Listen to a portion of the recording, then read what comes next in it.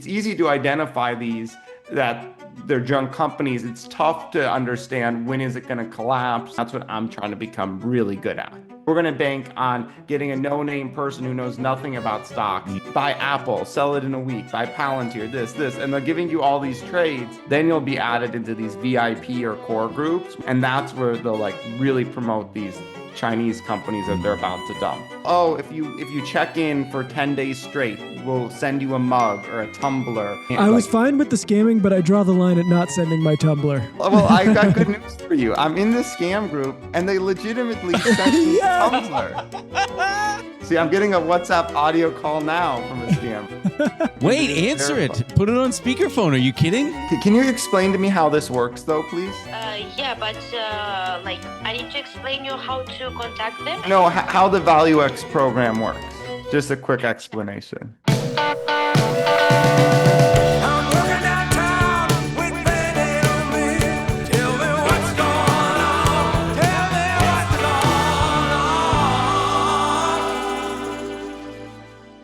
I saw 7, 8, and 9 in the theaters, and they didn't really do it for me. I rewatched it with fresh eyes. There's something there. Adult eyes, you mean? Adult eyes. Yeah. I mean, I was an adult back then, too. They didn't come out that long ago, and I'll tell you what, it's worth it for Babu Frick alone. Babu Frick. Well, there you have it, folks. Thanks for joining us this week. We got a very special, fun episode. Welcome to the Ben and Emil Show. We have from the Bear Cave newsletter, Edwin Dorsey. Some of you might recognize him from, we did a very fun episode of the Stock Twits Weekend Rip show with Edwin. Mm-hmm. One of our favorite episodes we did. It was super...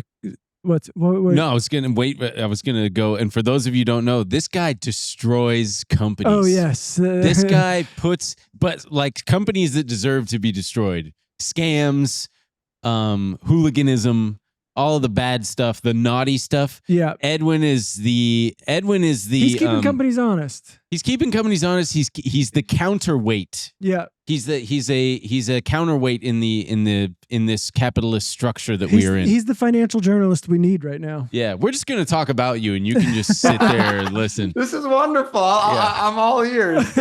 So, I do recommend honestly going to check out that other one in case, because we're not going to touch on we won't touch on any of the stuff we covered in that one. But I'm sure you'll like this interview a lot. And if you do, there's more. I would go check that one out too, because there's some really fun stories about Edwin's other work in there too. So why don't we because that was for the other show, for the uninitiated, why don't you give us a little bit talk a little bit about your background, how you got into this stuff, what you do exactly. Yeah. Absolutely. Ben and Emil, thank you so much for having me on the show. It's always a blast. I know we're going to have a blast again. So I write a newsletter called The Bear Cave, which is broadly focused on exposing corporate misconduct. There's kind of two components to the Bear Cave. There's a weekly recap I send out every week that covers the activist short world. So I'll summarize new activist short campaigns, I'll highlight suspicious or questionable executive resignations, and I'll link to interesting articles and interesting tweets. It's really read by a lot of short sellers to keep up with the news and find short ideas. And then the more fun part of my newsletter, which is more focused on the paid subscribers, is twice a month, I'll write about a generally $1 to $10 billion public company that I feel is misleading investors or harming customers. These aren't quite short reports, but they're deep dives into companies where, there's something wrong with it. And I've been doing this for the last 5 years. There's about 80,000 people that read the newsletter now. And the way I got into it was just in college, I started interning for short sellers and learned the ropes. And I learned that when you put stuff online and smart stuff online and criticize companies, a lot of interesting things can come as a result. So that's broadly what the newsletter's on. And more recently, I've become obsessed with looking into these US listed Chinese companies that are kind of being manipulated on our markets and causing investors a lot of losses. Do you have a favorite takedown that you've wrought upon the markets? Is there one that stands out before we get into the Chinese ones? Well, absolutely. The one that was most fun was actually when I was in college. I think we talked about this a little last time. Yes. But there was a publicly traded babysitting platform called care.com. Oh, yeah. And billion market cap. And their whole idea was we're going to vet the babysitters and we'll charge parents to get access to good babysitters, and babysitters could advertise their services to parents. And I was skeptical that they were doing the safety they claimed to be doing. A friend of mine tipped me off that they were kind of sketchy. So I tried to sign up as Harvey Weinstein to see if they were Oh, yeah, actually that's vetting the right. babysitters they claimed to be vetting. You put your And I name was as able Harvey to be Weinstein. approved as Harvey Weinstein and pass their background check. And I kind of documented it all, and that went viral. And then the company went after my family. They called my college. It became a big fight. And long story short, the Wall Street Journal ended up writing a big story about their safety issues. And that's what gave me the street cred to start the newsletter. And that's why hedge funds kind of cared at a young age what I had to say about companies. Wow. And if I remember correctly, Mr. Weinstein, there's no you don't do any actual trading on this information that you publish, correct? Exactly. So Just, the big difference for me and an activist short sellers is activist short sellers make money trading around their reports, sometimes in a very short-term manner, while I don't trade at all about the companies I write about. I only make money from reader subscriptions to my newsletter. So it's a lot more journalistic and it's a lot more focused on building trust with the readers. Gotcha. Yeah, I guess if you were to be trading on it, you would kind of be going towards the dark side of the force, you know? Yeah, wow. That's pretty good. That's pretty good. Yeah. Wait, I do have to ask before we get started. Is that's a bull behind you, I believe. I would have expected a bear or some kind of, yeah, I don't know. That's a great observation. And, one thing, if you talk to short sellers enough, you'll notice many of them are kind of unhappy and disillusioned with the world and kind of like angry. And that's very not my, affect. I'm a long-term optimist. I love the world. I think you should always be close to fully invested in the market. And, in general, I think things are good. It's these small pockets of evil or craziness that I try to identify in my newsletter. But, I'm not one of those people who are saying the market's going to crash every day and, bet against I'm very much an optimist on humanity. That's nice to hear because, yeah, a lot of those, the likes of Zero Hedge, and I can't think of any other prominent constant perma bears, as they call them. Sven something, I forgot his name because he has me blocked.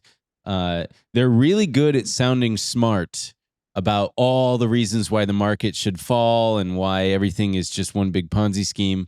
And then after a while, when you realize, sometimes it can take you years, like it took me, I'm like, wait, this guy just, even though he's saying all this stuff and writing all this stuff that seems to be correct, at the end of the day, it doesn't matter because his call is wrong.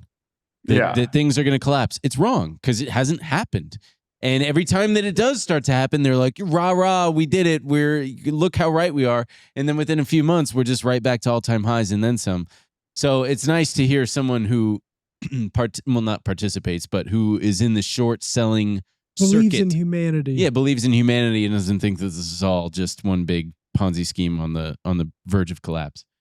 Yeah, I mean, you look since 1800, I think the market's compounded at around 9 or 10% a year over 225 years. So yeah, but that's based on the fiat, the dollar, which was set up in order to make people dependent on the government or whatever fucking bull. I don't know. I can't think of what stupid shit they always say about that. But yeah, correct. It only goes up until very soon when it will collapse. And if you subscribe to our newsletter, we'll tell you exactly why. Let's get into the Chinese stock scams because I fell victim to some of these over the years. Early on in my tenure as a trader, I remember buying some Chinese, U.S. listed Chinese solar companies. And that was kind of my first foray into learning about how, because I looked at their balance sheet and I was like, how the hell are they're claiming like $200 billion a year in revenues, but they're only trading at like $1 billion market cap. Oh my God, I'm a genius. I just found something undiscovered. Can you talk a little bit about, are you versed at all in the history of these Chinese listed companies and how they've got a history of being a little sketchy? Well, there's a long history and it's evolved a lot over time. And the Mm, evolution is something I don't think many people fully understand. So go back 10 years, 15 years, there was a big surge in these Chinese companies IPOing or, reverse merging onto the US public markets.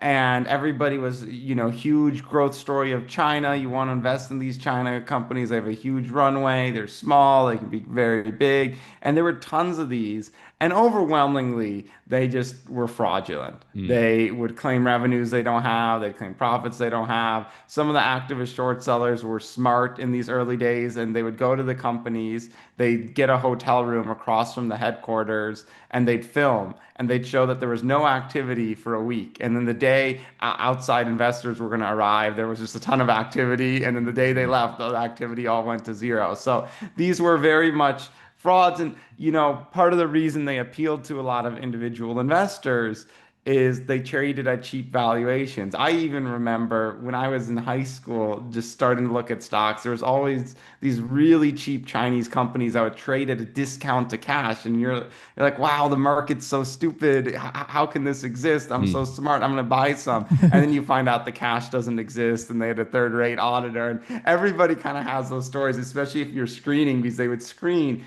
really, really well.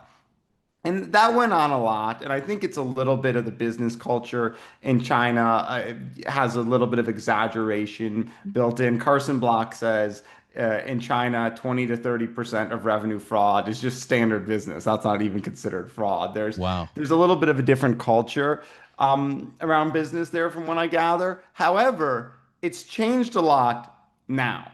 So now it's actually very different from the past. Now the financials, as far as I can tell, are more or less truthful. Hmm. However, they just bank on investors not looking at the financials, and they found different ways to promote the stocks. Where now these bad actors will find these really small companies in China, take them public. They might be 10, 20 people. They might have 500,000 to 2 million in revenue, and they'll find these business owners. They'll say, hey, go public and be part of our scheme, and we'll make sure you're well compensated. They go public in these really small IPOs. And at some point, these really sophisticated scam groups will recruit US investors into WhatsApp groups and other groups and convince them to buy these junk Chinese stocks, pump the price up, and then out of nowhere, we've seen over and over again, they'll fall 95% in a day. So the dynamic has changed where it's more focused on just promoting these stocks. And as long as it has a ticker, the underlying business doesn't matter, because they think they're going to be able to convince enough individual investors to buy it based on their ticker and the story they sell alone, and not the underlying financials. Hey, gang, we got to take a quick break to talk about something very important here. Have you ever read two articles about the same event and felt like they were from completely different planets? With today's fragmented media landscape, it's getting so much harder to know what's real, what's biased, and what's just noise. We started using ground news for the show because we wanted more transparency in the news we were consuming. Okay, so they don't eliminate bias, they help you see it. Ground news brings together reporting from across the political spectrum so you can actually compare headlines and coverage. It's an antidote to information overload, sensationalism, and algorithm-driven echo chambers. You get to see how many sources are covering a story, how differently it's being framed, which side of the spectrum may be ignoring it altogether. Their blind spot feature shows you the stories one side of the aisle isn't seeing. You'll see bias ratings, factuality scores, and even ownership information. Who funds the outlets reporting the story? Big stuff. So go to ground.news/Bays for a better way to stay informed. Subscribe to get 40% off the Vantage plan by scanning this QR code or using our link, ground.news/BAES. So it's not necessarily, I'm sure that there are cases with the likes of Alibaba and Pinduoduo and Bilibili and all these, the bigger blue chip Chinese stocks have probably improved their transparency with auditing and things like that.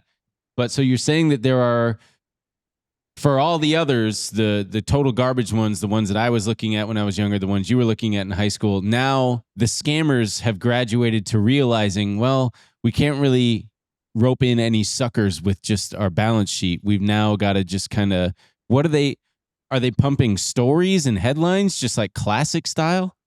Well, I think the scammers have realized it. We don't need to have. We can just show that we can be truthful. It's a 10-person business with 500,000 in revenues, and it's declining Whoa. revenues. And we're not going to bank on trying to get you and me or anybody with a level of financial sophistication to invest. We're going to bank on getting a no-name person who knows nothing about stocks to just invest in this based on the story. So typically, what scammers will do is that once they recruit people into these WhatsApp groups, they'll they'll hope nobody does any diligence, and they'll say, "Oh, this is China's version of this," and they're about to be acquired or merge or get a big outside investment from this company on a certain date. Buy now before this big transaction is announced, and that'll cause the stock to skyrocket. And typically, these companies will have a very tightly controlled float. So when they IPO or a few months after IPO, nobody outside the company in these scam groups will own any shares. They'll own 90, 95% plus of the float, which Jesus. means it's easy for them to manipulate the price upward. They'll just trade back and forth with each other. And as they do that, you just see a stock going up and to the right. Then they convince these retail investors who don't know better, look, this stock is going up and to the right. We're telling you that they're about to announce a big merger, buy it now. And when they do that to all these retail investors, that's when they dump it, and that's when the price ultimately collapses. So it's gotten to the point that they don't need a lie in their financials. The company I wrote about most recently, which I think got close to $1 billion market cap, if you just read the financials, they said they had less than 500,000 in revenue. They showed that revenue was declining. They said they had 10 employees, almost all in sales, and that, half of the revenue isn't being even realized in cash because their counterparties aren't paying them. So it takes me 2 minutes to realize this company isn't worth anything substantive. But then it's easy to identify these that they're junk companies. It's tough to understand when is it going to collapse, how high can they promote it. That's kind of the thing the market's having a tough time at doing, and that's what Yeah. I'm trying to become really good at. That was Phaeton Holdings, PTHL. Yeah, I don't even know how to say it. Peyton's Holdings. Oh Yeah. my God. Yeah. It went from $3 a share to just about 31, almost 32.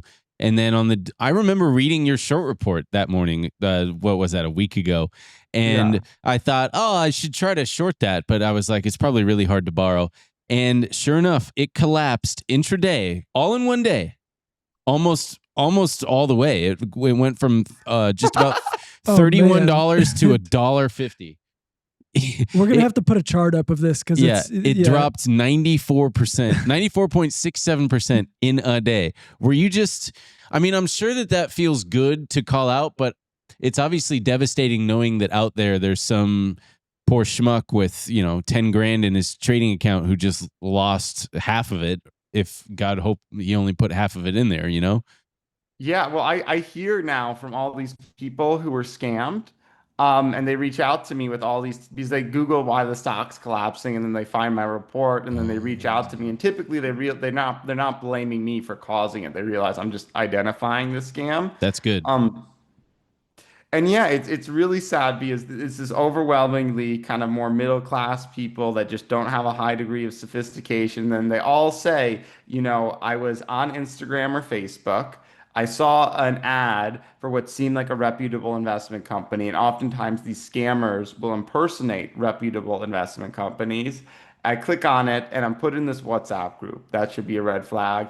And what people don't realize is to build trust, the scammers don't immediately say, "Hey, buy this random Chinese company." That would probably come across as odd. They'll spend months, and I'm in these groups telling you, "Oh, buy this stock, buy Rocket Lab. Oh, sell it in a week. Buy Apple, sell it in a week. Buy Palantir, this," and they're giving you all these trades for months that, in theory, are profitable. And if you're doing them, you might make money. And then if you show that you're following their trades and sending them screenshots, because they'll request screenshots every time you do a trade, then you'll be added into these VIP or core groups, which are basically the groups for their marks. And that's where they'll really promote these Chinese companies that they're about to dump. And so they rope you in with the legit ones, the real. It's kind of, I mean, this sounds like the Wolf of Wall Street playbook, where hey, we pitch them on blue chip stocks and show them that we're serious and we're real and we're promoting real stocks, and then I wonder if those screenshots to prove that you made the trades are to see that you've actually got money in your account too. Bingo. Yeah. So there's so much more sophisticated. I'm blown away, and I have so much to tell you guys. So typically they'll say, how old are you? And they prefer if you're older. And I know this because sometimes I say my age, and the scammers tell me, can you lie about your age and say you're older? Oh Because the my God. scammers, like they're kind of like outsourced with one another. So if you say you're 40, they're going to get a bigger cut from their boss for referring older people to be scammed than younger people. So it's Jesus. like this intricate group. So they'll ask how old you are. They'll ask who your brokers are. What they'll say is, hey, our AI system can review your portfolio. So can you send us a screenshot of your portfolio so we can give you advice on all the stocks you own? Jesus. And so they'll see what you own, and then what they'll say is, oh, you should sell half of these so you have more cash so you can be scammed, right? And they'll give you like this fancy mumbo jumbo about the momentum and moving averages and crossing, whatever.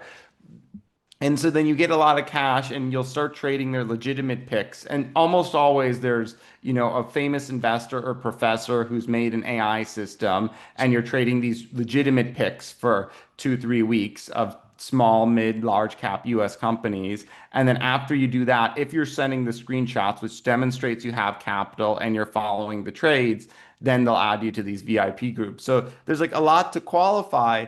And there's so much more to it. Well, there's one website, fnc.ai. I don't know if you can go to it, or if you see it, fnc.ai. This is one of the scam websites, right? But it kind of looks legitimate. FandC.ai? Oh, is it a commitment to innovation and sustainability? No, yeah. FANDC.ai.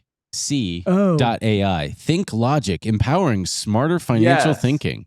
So that kind of looks legitimate, right? It Yeah, looks like, sure. And then they got a smart lady who looks like a Kathy Wood. Now look in the top right. Do you see the online interaction section? Yeah. Yes. Click that. Click lottery. Oh, good. Oh, goodness. Okay, now you see, like, what the heck is this? So what they do is they have these chats and they make you check in, and these scammers, to keep you engaged, they give you these codes, like personalized codes every day that you put into this lottery to win something. Jesus Christ. And they do that to see who's actually engaging with the content, because they want their marks to have money, to follow trades, and to be engaged. So there's this huge system just to qualify people to participate in the scam.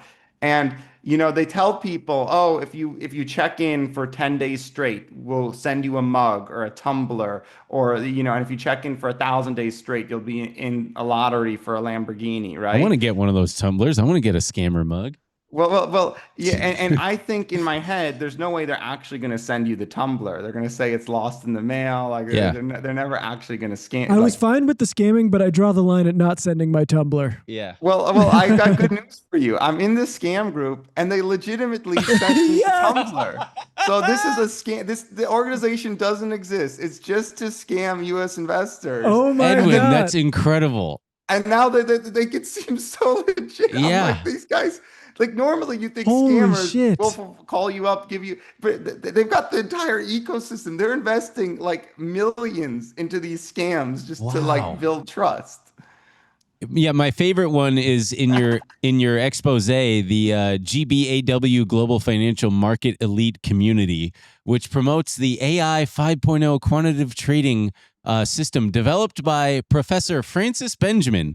And you've got the screenshot from the website in here, and it's just so clearly an AI generated old white guy with a beard.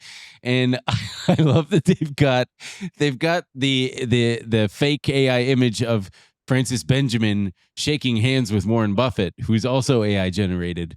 And they're standing, of course, in front of just like miscellaneous stock exchange charts behind them. And it's just like, oh God, any person with a discerning eye who has a modicum of understanding about technology, especially AI, would recognize this as a scam. But obviously, there are some poor schlubs out there who see this and go, oh, God damn, this Francis Benjamin guy's the real deal. I imagine that's why they're incentivizing the older crowd here. I imagine they're a bit less savvy about some of this stuff. Yeah. Hey, everybody, we want to take one more quick break to thank a longtime sponsor of the show, one that's been imperative to the success of the show. That's Shopify.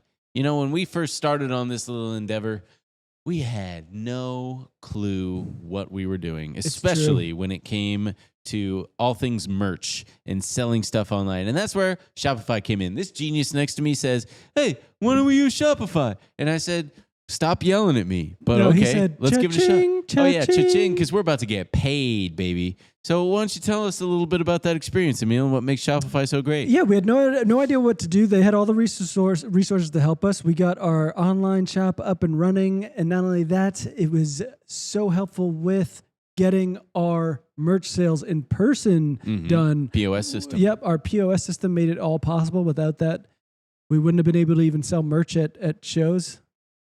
And it's incredibly easy. Yeah, you got everything that you need. You got your own design studio through Shopify. You can, they've got ready-to-use templates. You can accelerate content creation. They've got helpful AI tools that write product descriptions, page headlines, and even enhance your product photography.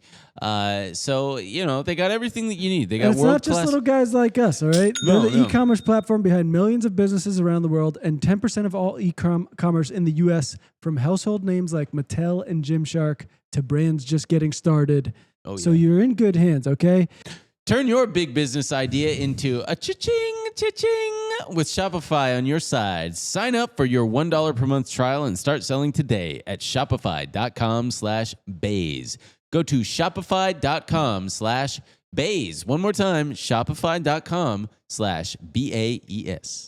So but you think everybody would know, and I show this to my dad, and I think it's obviously an AI generated image, and he says, how do you know that's not the real Warren Buffett? I'm like, Dad, it's so obvious. Like, what are you talking about? Yeah. But it's really like this AI stuff it's the golden age of scamming, and in these groups they'll have AI generated talks, and they'll make it seem like they're having real conferences when they're not. It's just incredible how far these scammers are able to go. And my view is that I expressed in the article about PTHL is the regulators are so not equipped to deal with this. Sure. Literally, even after, so let's say you buy the stock, it goes, it starts to go up, and then out of the blue, it falls 95%. The scammers, what they'll do is they'll literally impersonate the SEC or FBI and start calling you and reaching out to you, pretending to be specific people at those agencies that they're investigating when they're not. And, I've tried to figure out why are they doing this. And I think it's partly to deter real complaints to the regulators, because then you're going to complain to the scammers.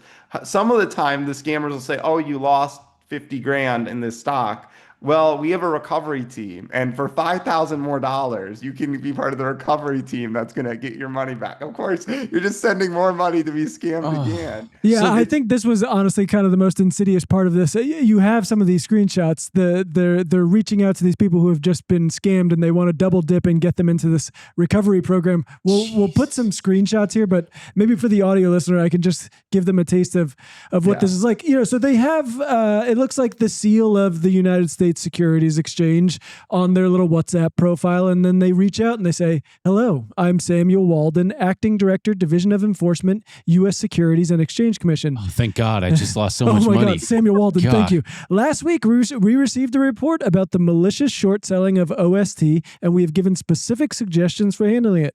Please send me the details of OST losses as required within 12 hours after receiving this notice. If you cannot prove it, you will be considered as a participant in the malicious short selling, and you will receive a lawyer's letter from the U.S. Securities and Exchange Commission, and the relevant accounts and assets involved will be frozen. So not only are they saying you can get into the recovery program, but they're also kind of threatening you a little bit. Yeah, no, it gets crazy. And, the big thing is during the dump period, they want to dump all the stock they own onto individual investors and let individuals be holding the bag. And what they can't allow to happen is an individual buys it and then sells it a day later, maybe at a profit, or gets out, because they want to be dumping all the stock to individuals. They don't want individuals selling it to one another. So once they tell you to buy, require you to send daily screenshots of your holdings. That's part of the reason they train you on screenshots because they want to make sure you don't sell. So they get kind of really good access into the holdings. There's kind of a lot more to it. There's what's the other thing? Like so you know when they collapse, they'll often say, "Look, you just lost a lot of your money." Typically before the collapse, they promise people, "Look, we're a big firm. We send out mugs. We got our AI system. We promise to reimburse your losses on this pick." Now, any normal person should be like, "Why are you promising to reimburse my losses?" But they'll say, "No, we have a recovery fund, so if you lose money on this transaction, we'll reimburse your losses." And then that, of course, shifts to, "Well, we have a new pick for you to make up your money." Well, it's another scam. It's kind of crazy to me how far they go. And oftentimes it's not just linked to stocks. What we saw with the FNC website is they're telling you about stocks. They're trying to get you to trade stocks, but they tell you, "Oh, you can also win crypto by participating with our company." Yeah. And you can win these crypto awards. And then, of course, to win the crypto awards, the $10 in Tether, they have you download a new app, which you can get in the App Store, that's impersonating another financial firm. And they'll start you'll have accounts that seem legitimate where they're sending you Tether and crypto, but it's not real.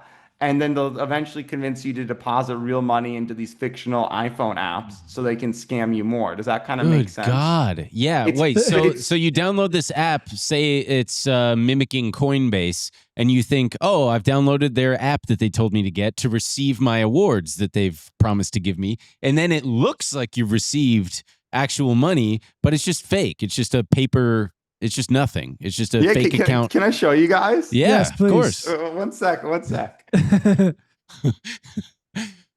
check this out.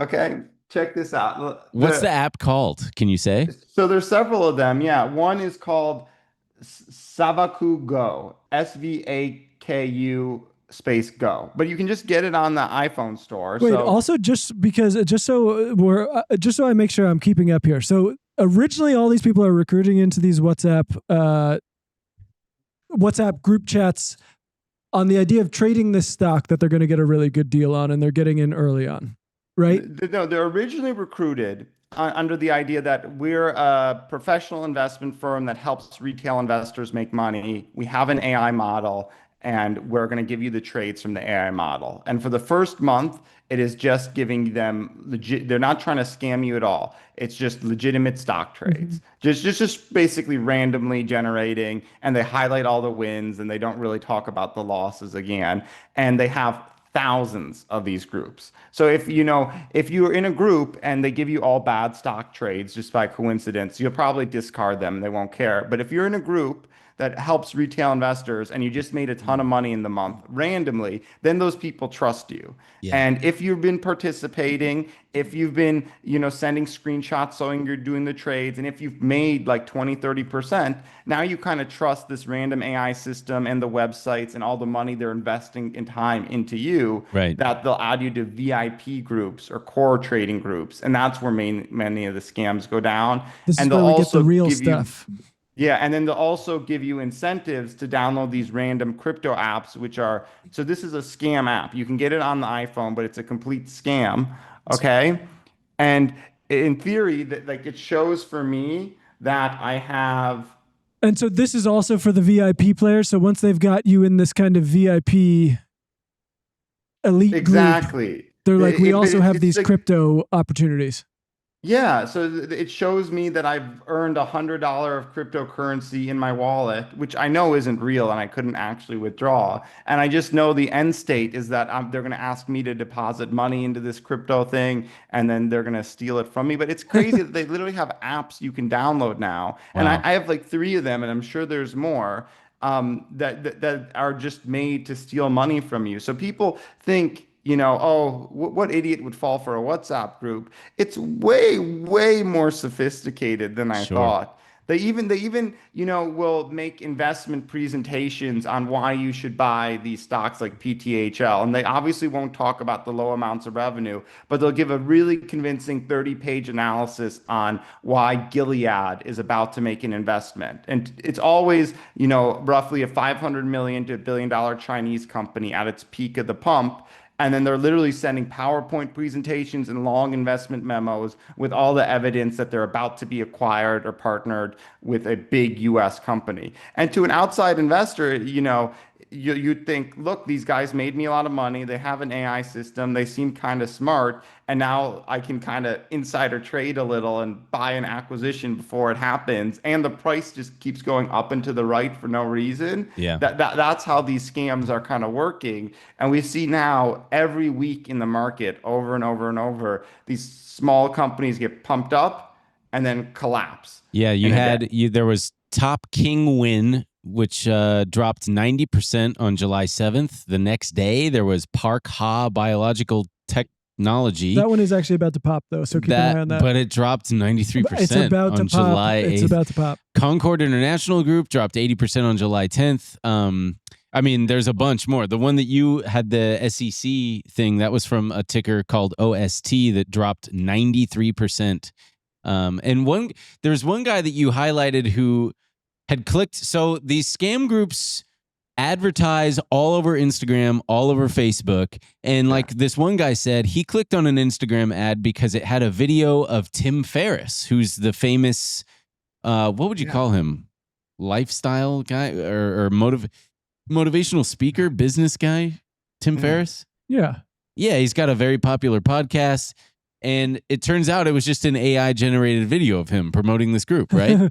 Yeah, these scammers are using AI in the most productive ways imaginable. not productive in a good way, but yeah, just generate AI video of somebody speaking or a reputable person speaking, have them come in these groups. And, it does seem like most adults should know, like, don't take stock trades from WhatsApp groups. But when they're not asking you for money and when the first trades are legitimate for a month, it's like you can, and when they're putting time to invest in the relationship, it's pretty sophisticated. Where do you think they're based out of? So there was the US Department of Justice seized some of the funds from one of the scams. So one of the stocks that collapsed earlier this year was CLEU, China Liberal Education Holdings. I remember that one. And they said the proceeds from the pump and dump fraud was about 400 million, and the government was able to seize about 200 million. So these are huge numbers. They're making a lot of money.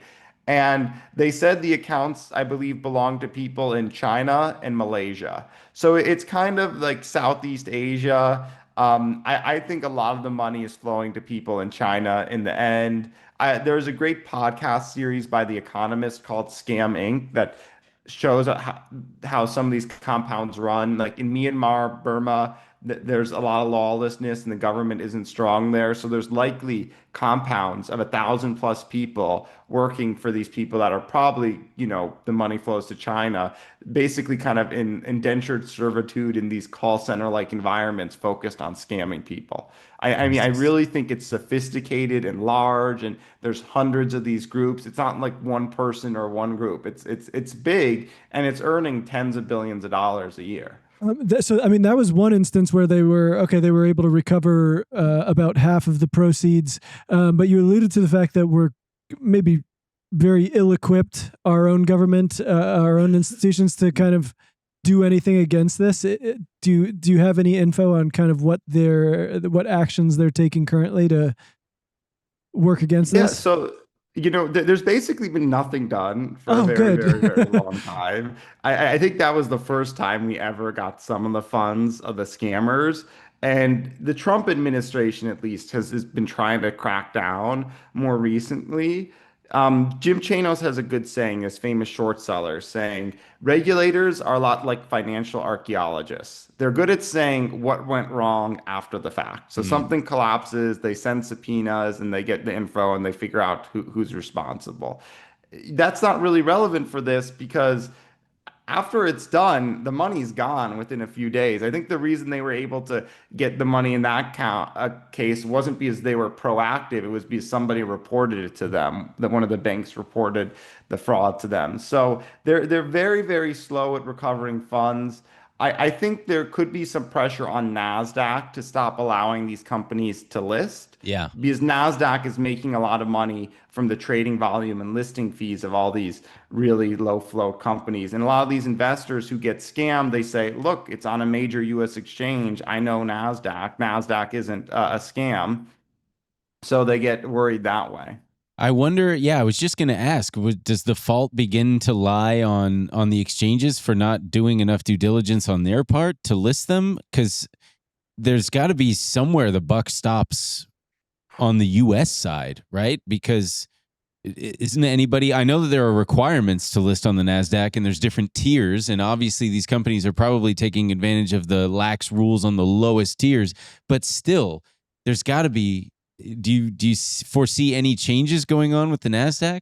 I think well, they don't really have a financial incentive to do anything. So they make money off all of this. And the biggest thing is regulators view themselves as disclosure agencies. So the SEC, I think, takes the approach of our job is to ensure that there's full and complete and accurate disclosures from companies. And if you look at the companies' filings themselves, they're accurate. I mean, PTHL said our revenue is down 30% year over year, and we went from 600,000 in revenue to 400,000 in revenue, and most of it we don't collect in cash, and we have 10 employees. Like, and what the companies will do is they always feign ignorance. That after the stock collapsed 95% in a day, they always say, "Oh, we don't know what's going on. This, unprecedented market activity." I think that they kind of do, through back channels, but. There's enough kind of plausible deniability that everybody, says we're not involved, but they are. And so until there's like a legal, demand on these exchanges or legal risk for them, Nasdaq is going to probably keep getting money, and then the government can go in after the fact, but they're not good at proactively stopping it. And to show how insidious it is, almost always they pump it up. So PTHL goes from a few dollars to whatever 30, it collapses to 1. And then what they say in these chats is they'll say, look, the company collapsed. The transaction failed. Malicious short sellers drove it down, and now Gilead's not going to invest. So, as your friends, we're advising you sell now for whatever you can get, even if it's 50 cents or a dollar, and we'll try to help you make the money back on other stocks. So then all the investors sell because there's no value there, and you just saw it fall 95%. The scammers buy it back. And then 6 months, 9 months later, it's just repeating with the same ticker. There's always a secondary or tertiary pump where they just buy back all the stock and they pump it to a new group of people a year later on the same thing, and it collapses again. So if you got scammed, hold, okay? Hold for the next wave and make sure you get out. My favorite part in your I have a lot of favorite parts, but one of them is when they actually do a video call with you to verify your identity, but conveniently it's like, what's going, you're looking and all you see is like their foreheads and like, ceiling fans and stuff, and maybe they're like it looks like they're waving, or are they covering their, like, Yeah, and you had conversations with these people, right? Brief. So basically, they don't mind if you join the WhatsApp groups and they're just giving you mid-cap stocks, buy this, short this, whatever, right? They don't really care too much who's in that chat. The more, the better. And typically they restrict it to admins. And if you try to warn people, oh, it's a scam, they're just going to be kicked out of the group, okay? So they don't care who's in that chats, but they are very secretive about who gets to know the Chinese, like the legit promotions. They don't want to advertise that publicly because then somebody like me can go out and say, look, they're about to pump and dump this, like a board, or somebody in the chat can start warning other people. So they want to be very guarded and secretive about the ones they're about to dump.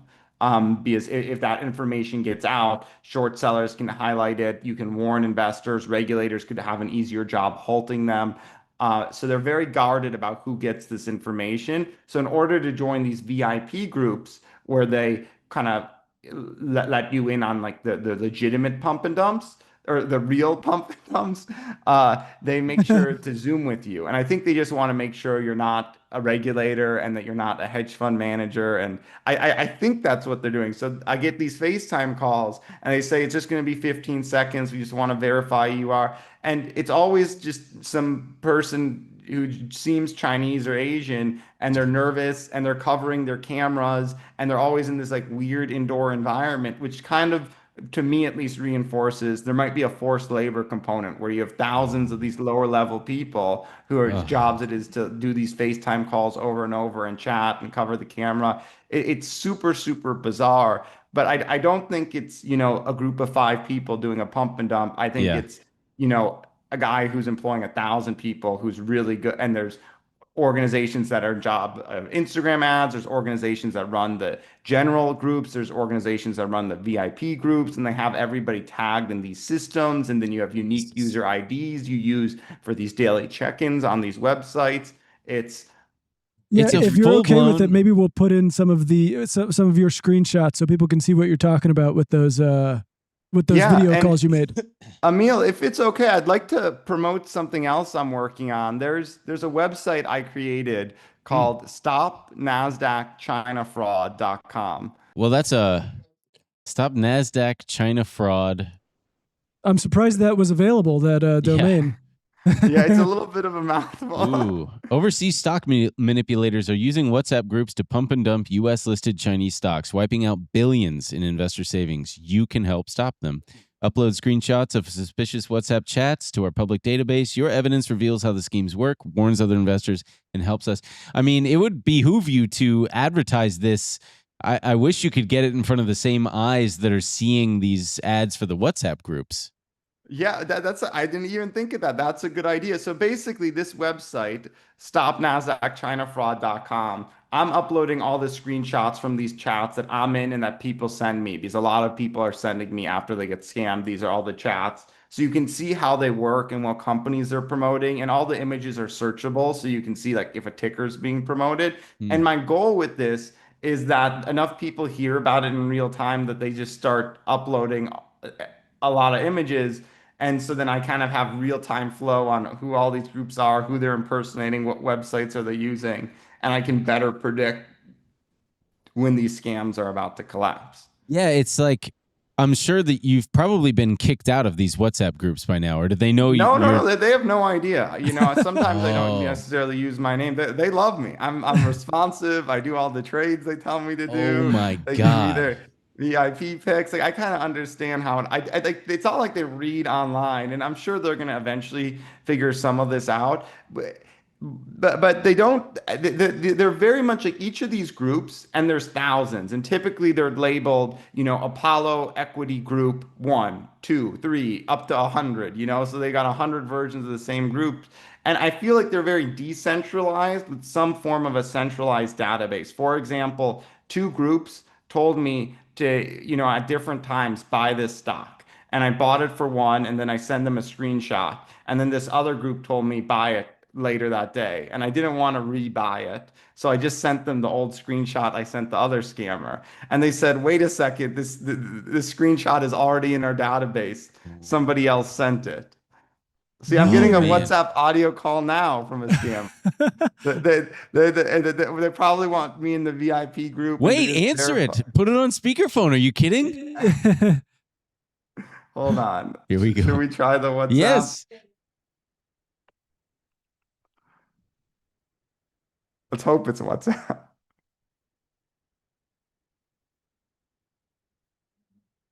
We can't hear anything.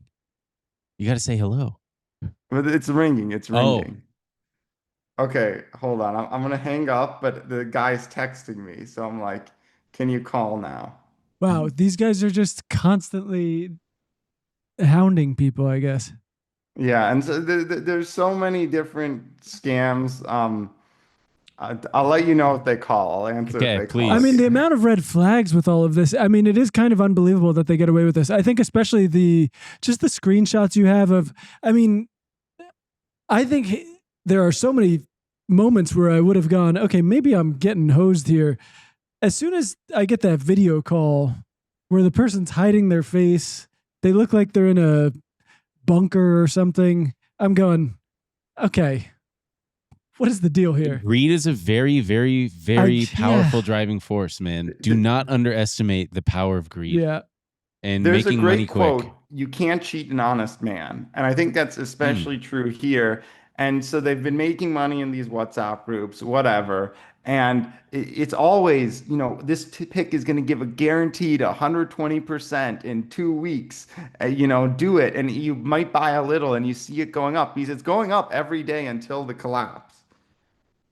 Here, the scammers are texting me. Do you want to participate on our whole program? Yes. Oh, we'll see. It's such a shame that there are so many popping up.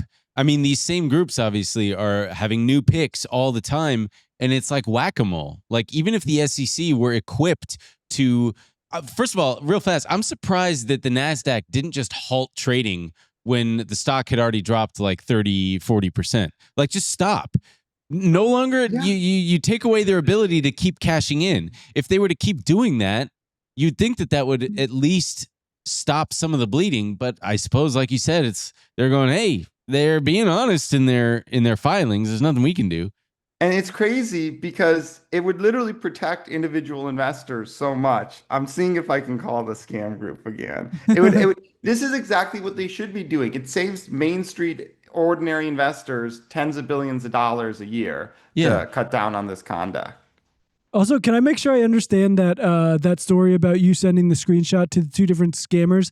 Does that basically mean that it's basically just two different scammers operating under one roof? When they say it's already in our database, it's because they're from the same so from the same parent company or whatever. They're like independent, maybe groups of 5 people running like each one of these investment groups or flags or brands. And then every time somebody does a trade, they're uploading the screenshots of the trade to some centralized database. And because these guys are probably getting paid commissions. That they have a boss, they make ads, they run the groups, and they get paid per like trade, per sucker. They can refer to the VIP group, and they need to document it for their bosses. And if I send a screenshot to one group, and then I send a screenshot to another group saying, look, I did the trade, they'll be like, wait, this is invalid, because they can tell when the screenshots are duplicated. So they need to know that I'm trading based on when they tell me, rather than getting credit for the trade somebody else induced me to do. Right. Even if the SEC were to try to stop this as they pop up, they would need so much manpower to be actively monitoring these hundreds of WhatsApp groups, right? Like you're just one guy, and look how much work it has taken just to get into the private ones. There's very little. So it sounds like the only thing that really can be done is to create regulations that then the exchanges would have to adhere to, right? Yeah, that's a great point. I think the way you stop this is if you tell the exchanges, look, we're cutting down. When these things collapse, investors can sue the exchanges. And if the exchanges are liable for listing fraudulent companies or allowing things to be manipulated, then they cut down. They have a financial incentive to do this. And I see occasionally, like one of the WhatsApp groups will be banned, and then someone will message me from a new number saying, look, we are in this group, and some bad actor, a fraudster, banned us. So we've moved to Telegram. So sometimes it shifts to Telegram. I think now there's a new service, Viper. It seems like Facebook, though, should get a lot of the blame, because they're the ones profiting when these scammers advertise. All these scammers have WhatsApp premium accounts, so they're paying for premium services from WhatsApp. So Facebook obviously doesn't want to get rid of the revenue. And I mean, I don't think they can get sued, or they haven't successfully been sued for this. So it's just all around. And the biggest thing that strikes me is how way more sophisticated it is, and how much they're using technology. This is getting so much easier with technology, with websites, with AI. It's really remarkable.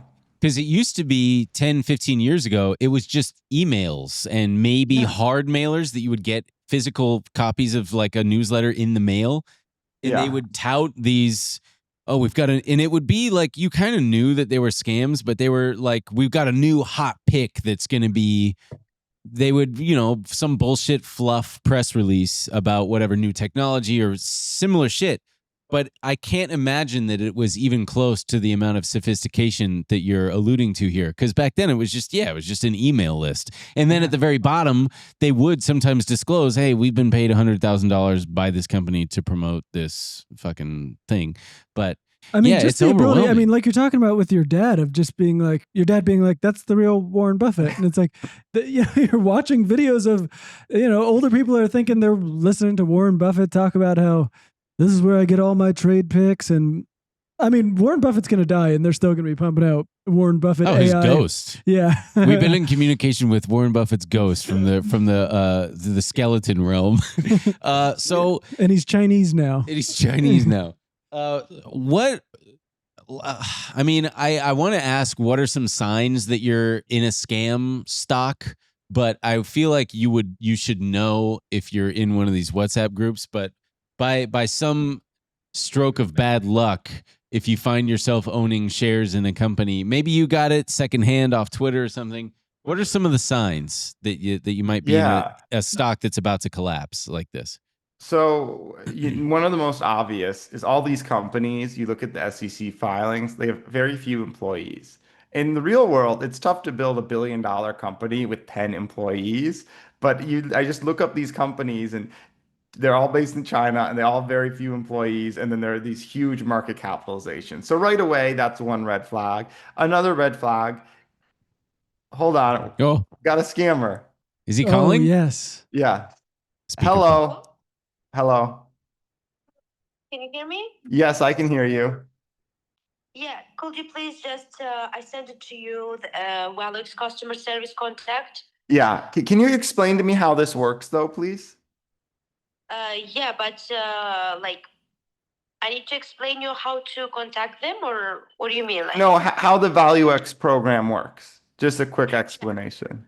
yeah, this is our partnership. This is our partner exchange, Valux exchange company. Yeah. Yeah, so how they work, you can ask their customer service, you can contact them and ask them. This is just our partner. Okay, and who can you remind me who you are, please? Yeah, this is Lily. I'm customer service of GlassTex Capital. Okay, so the GlassTex Capital WhatsApp group partners with ValueX, and then I reach out to ValueX, and then they give me money to trade stocks. Yeah, exactly. Okay, and can you tell me just a little more about the ValueX, like how much money I'll get or how it works? Okay, like about ValueX, I cannot give you information because I'm not working there. I'm sorry. Okay, you just can contact them and their customer service, as I sent it to you, their contact. I will do that, Lydia. And can you just explain to me what GlassTex, the WhatsApp group, is about? Because I haven't been in it for a little bit, and I just want to make sure it's legitimate. Yeah. So GlassTex Capital, it's a leading financial firm which is focused on innovation and diversified assets management. Also, in our community on WhatsApp, we are providing high quality stocks 1 or 2 times per week. Also, we have trading news, investment news. Also, there is like people are chatting, like sharing their experience with the stocks and investment. Also, our profession everyday, daily sharing the details and information regarding investment stocks and trades. And one more question, Lydia. If I want to go to your website to learn more, what's the website again? Yeah, all right. So let me send you our website. Just a second. Oh, you'll DM me the website? Thank you so much. I really appreciate it. It's just a glass. All right. So let me do like this. So I will send you shortly our website link. All right. So you can check it. Yeah, please send me the website link right away. Thank you very much. Yeah, thank you so much then. Do you have any question? No, just the website would be great. Thank you. All right. Yeah. Have a good day then. Thank you. Bye for now. Bye. Great job, Okay, let's Lydia. see. Was So that her name, basically, Lydia? there's a WhatsApp group, and it's a feeder for this other service, which is going to scam you, and they want me to contact the other service. But let's see, like, if she sends you the web. I gotta join some of these and talk to these people. This is incredible. I really want to. I wish that because there are some YouTubers out there who are really good sleuths at finding like their actual location for some of these other scams, like in India, call centers and stuff like that. Yeah. And I wonder if you could partner with them somehow and track these people down. Yeah, I would love to. I was kind of hoping that the scammers one day I could get a view outside the window, because I know once you get the outdoors, you can like geolocate. There's people that are really good. Oh, it's this hill. It's like this exact spot. Yeah. So I would love to eventually backtrack it. It's like I got the presentation they were giving on PTHL and Gilead, and I could see in the document properties it was all in Chinese, and this like Chinese accounts are making this presentation. I'm gonna ask them for the website again. I wonder if you could like try to lure one of these people out. Like, listen, I know that this is a scam. I am willing to pay you $5,000 if you can give me all the dirt. Like, I will fly you out to New York or something. That would be. I do want to make sure we come back to at least wrap up that you were kind of giving viewers a little bit of a how to know if you're in a scam. Oh yeah. I don't want anyone to be hanging on the line if they were. I assume some of it is illiquidity. If it's a stock that's going up with very little volume trading, that's usually a good sign too. Okay, let me give you the scam website. Oh, oh sure. yes, please. So it's glass, GLASSTX.com. Just GlassTX.com. Window repair and glasswork. No, that's not it. No, GlassX Capital. Investments change the world. Glass EX. With a clearly AI-generated background, Glass TX Capital is committed to helping more ordinary people grow their wealth through innovative investment strategies. Independent, forward-thinking financial institution. This looks pretty good, you guys. They'll have these websites that seem kind of legitimate, and there's always going to be some trading algorithm they're working on, and these websites can start to look quite good. Especially when you consider that there's a lot of these small asset managers that don't have great websites to begin with. Yeah. It's kind of easy to get. And now to the question that we keep getting off topic of, how do you know that these companies so typically they haven't been around a long time. There's not a stock that's been around 20 years that's then getting promoted. They're typically recent listings or somewhat recent listings. The float is tightly held. They don't have a high amount of revenue. They have a very low number of employees. With Phaeton Holdings, it was a $750 million company. I'm pretty sure they didn't even have a website or a normal like English-facing website, which is odd. So there's all these questionable things. Now, in terms of getting it promoted, typically for these bigger promotions, you just see it going up and to the right, up and to the right, up and to the right. And then right before it collapses is when they start doing these things, telling all the people buy limit orders. Everybody go buy limit orders at $32.10 to basically line up so the stock stays flat in the day or two when they're dumping all the shares to retail, and then it collapses. It almost always collapses in the afternoons, typically on a Tuesday, Wednesday, or Thursday, because I think they like to start the dumping on a Monday morning, and then once they dump all their shares, it collapses by Tuesday, Wednesday, Thursday once it's all dumped. So if it's just like a quick look at the financials don't make any sense. If it has one of these no-name auditors like Dominari or Cathaway, that's kind of questionable. If you can't find anything on the company through the SEC filings or a Google search, then that's really questionable. And then if any time you're being told, hey, there's about to be an M&A deal, it's about to get a big foreign investment, that's a big red flag. Buyer beware. I like, I'm on the glasstx.com about us section, and you scroll down to the core team. I really like this. They've got Charles Aldridge, and he looks like he's AI generated. Oh man, all these people. And then they've got Mark Welsh, who's even more AI generated. It looks like an anime that they turned into a person. And then they just have two more clearly AI people with no names, no nothing. It's just two really hot looking people. It's really funny too, because like so look at this web, like this image kind of looks legit. I mean, and I can tell that the banner, they misspell financial because the AI doesn't know how to spell things and stuff. But give it a year, and you're going to be able to tell AI to just make a website that looks hyper legitimate. Yeah. It is really funny too, because this woman who has no name or title at the company, it looks like she has pictures of herself in her office behind her, which is very fun. Just portraits of herself.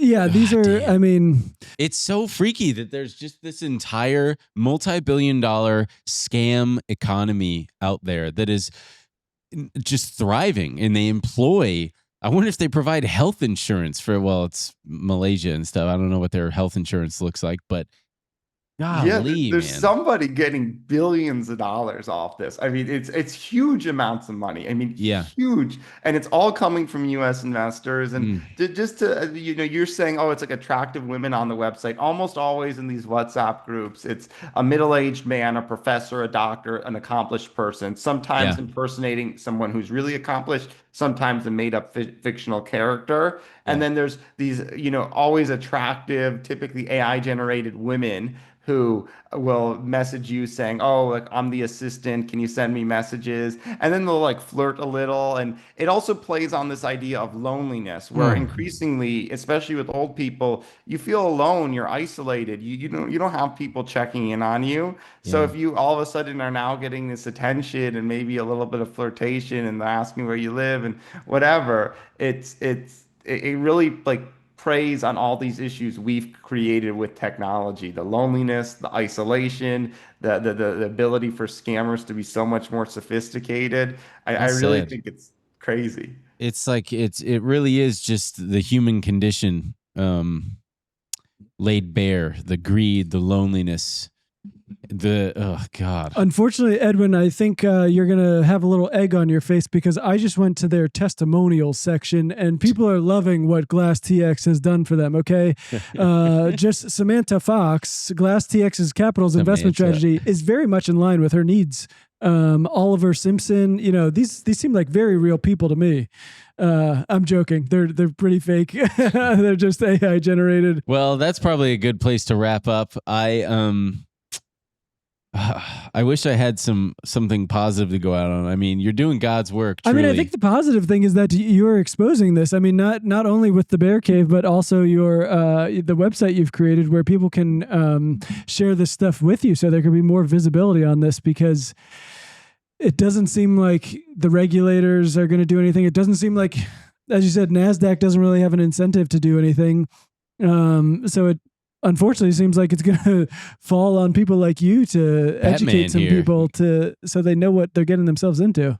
Yeah, the goal is, if I can do what I did with PTHL, call it out right before it collapses, the days before, 2, 3, 4 times, it's going to really start saving some individuals money. People will start sharing with one another. And then if I can make a centralized database at StopNasdaqChinaFraud.com, where everybody's uploading their WhatsApp, we'll get a much better sense of how these scammers work. It'll be easy to take down their WhatsApp groups, easier to take down. I have like 10 of these websites, and I'm going to list them all, and maybe regulators could seize them and take them down. I mean, drop in the bucket in the ocean that this is, but I do think it can help fight back a little.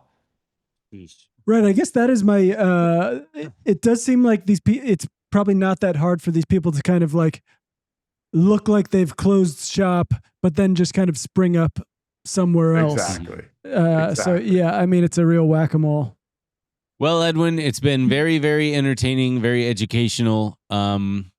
If people want to find you, they can go to Twitter or the Bear Cave, right? Yes, the Bear Cave newsletter. So just thebearcave.com? Thebearcave.substack.com. Gotcha. And on Twitter, you are at Stockjabber, I believe? At Stockjabber, which it's a play on words. I'm talking about stocks, but I'm also poking them a little. Yeah, you're jabbing them. You're poking the bear, man. You are the bear. All right. Thanks so much for joining us, Edwin. It's been really, really fun. And thank you, Edwin. It's always great. We'll be reading the newsletter as usual. Fantastic. Thanks for having me on, guys. Right, thanks. Bye. Coming up this week on benandemilshow.com. He's like, let me just show you. They had so many fucking plants. And nice. And he's like, let me just show you. And he's walking me around. I'm not joking. Maybe close to 100 different plants. And he's like, and for this one, you got to do this. And halfway through, I'm going, whoa, I can't remember this. This is like 2 weeks. Also, they had a dog. I was like, this is so much more complicated than the dog. And I said, before you leave, you gotta put Post-its on all the. I can't. And he's pulling out different bottles, and this one just takes the spray, dude. And this one and I'm like, What are you talking about? I'd just go, all right, some of your planes are going to die. Dude, I fully was Some like, of them are gonna I don't die. think you're coming back to Yeah, all these. yeah. Like, I can't. This is crazy. He's on his phone. I'm like, what are you doing over there? And he turns and shows me he's just looking up Google images of Babu Frick. It looks like a testicle from a ball sack. Not to me. He looks like a testicle I'm from like- a ball sack. I'm like- What does he say? Ha ha! Hey! Hey! I wonder how long it took them to get to that. Hey!